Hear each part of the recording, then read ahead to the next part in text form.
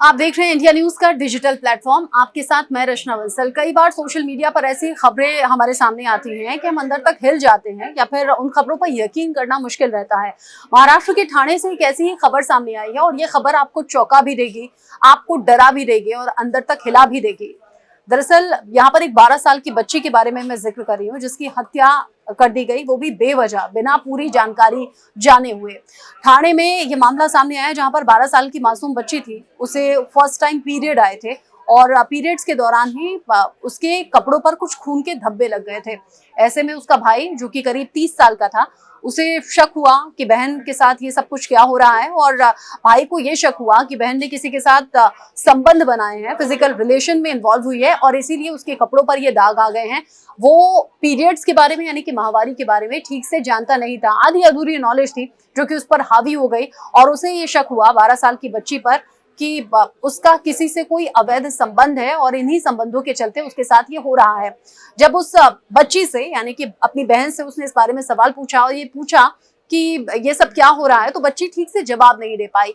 हो सकता है हिचक के चलते जवाब ना दे पाई हो या फिर हो भी सकता है कि जब फर्स्ट टाइम उसे पीरियड्स आए तो वो ये समझ नहीं पाई कि उसके साथ ये हो क्या रहा है। उसे भी पूरी जानकारी नहीं थी, भाई को भी पूरी जानकारी नहीं थी और बस इसी बात पर भाई ने बहन पर वार कर दिया, पीठ पर और उसके मुंह पर इतनी बुरी तरीके से उसे जलाया कि उसकी मौत हो गई।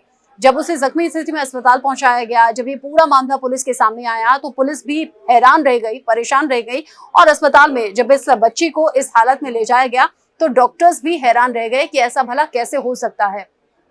कई बार आधी अधूरी जानकारी किसी की जान पर बनाती है या फिर कोई किसी की जान ले लेता है। अगर ये सनकी और शक्की भाई पूरी जानकारी रखता तो मासूम जिंदा होती। 12 साल की ये मासूम जो कि माहवारी झेल रही थी, अपने भाई का शक भी झेला और इसी शक में उसकी जान चली गई। इस तरह की खबरें जब भी सामने आती हैं, मुझे लगता है कि व्यूअर्स के साथ, दर्शकों के साथ साझा करनी चाहिए और ज्यादा से ज्यादा लोगों तक पहुंचनी चाहिए ताकि जो अज्ञानता है, ये जो आधी अधूरी जानकारी है, इसमें अशिक्षा का अभाव भी नजर आता है, इसमें शक्कीपन भी नजर आता है, इसमें सनकी दिमाग भी नजर आता है।